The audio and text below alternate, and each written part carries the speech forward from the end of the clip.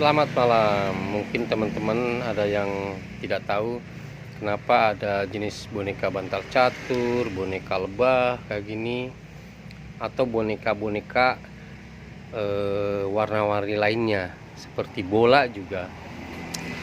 Sesungguhnya boneka-boneka yang itu dibuat aslinya waktu saya buat dulu itu adalah kekurangan bahan, sehingga kita memanfaatkan bahan yang ada. Contoh seperti ini.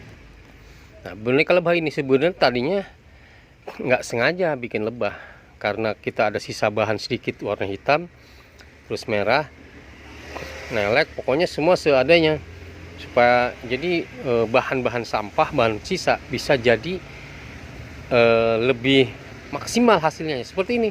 Jadi menarik ya, jadi kreativitas untuk memilih item. Dan sayangnya dan menjadi lucu juga gitu ketika teman-teman membuat boneka UKM yang lain, memang sengaja membuat boneka ini dengan bahan yang baru, itu baru berarti harganya juga akan harga baru. Nah, kalau kita karena ini udah sampah bisa harganya lebih murah. Ini salah satu contoh. Tapi sekarang ini menjadi tren, orang sengaja buat membeli bahan merah, padahal dulu saya waktu buat karena sisaan bahan hitam sedikit jadilah ini. Kadang-kadang juga nggak hanya hitam putih, misalnya ini putih, ini kuning, kadang warna-warni, tergantung sisa bahan yang ada. Dari kreativitas kita supaya membuat boneka lebih maksimal, seakan-akan boneka baru, seakan-akan, padahal kita pemilihan item pun menjadi penting, dan pemilihan warna pun menjadi penting pada saat kita memanfaatkan bahan sisa. Contoh lain seperti bantal PRL ini PRL, ada PRM, PRXL ya. Ini pun aslinya tadinya sarung bantal seperti biasa, satu warna, kuning semua, pink semua, atau semua ininya nggak ada. Karena sisa bahan ini tinggal sedikit, kemudian warnanya warna-warni gitu, sehingga kita buatlah bantal yang raspberry karena bahannya sedikit, jenis raspberry ini velva. Kemudian kita padukan seperti ini. Nah, setelah jadi tren, setelah jadi peminatnya banyak, pengikut para follower itu membuat boneka seperti ini bahan baru, ini bahan baru, ini bahan baru. Padahal aslinya ketika kita membuat pertama kali tahun 95 itu hanya ingin memanfaatkan bahan yang sisa, sehingga menjadi kreasi yang maksimal dan kreasi yang laku di pasaran. Sama juga dengan ulil ini. Aslinya kita bikin ulat ini adalah satu warna. Nah, karena sisa bahan yang ada, maka yang kecil-kecilnya ini menjadikan, nah ini sisa bahan semua ini, sehingga menjadi tren. Dan orang sengaja membuat boneka ini karena laku di pasaran, membuat boneka dari harga-harga baru. Nah, kita pembuat pertama ini adalah sisaan sampah, sisaan yang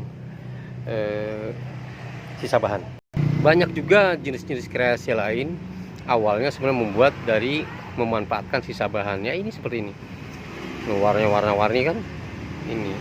Tapi belakangan sekarang ini menjadi tren, menjadi tradisi, menjadi budaya, sehingga membuat bantal baby ini, guling baby, sengaja buat sini. Padahal awalnya dulu memanfaatkan bahan yang ada. Seperti contoh gini, warnanya kan tidak ini kan, ada tua, ada ini kadang merah di sini, kadang hitam.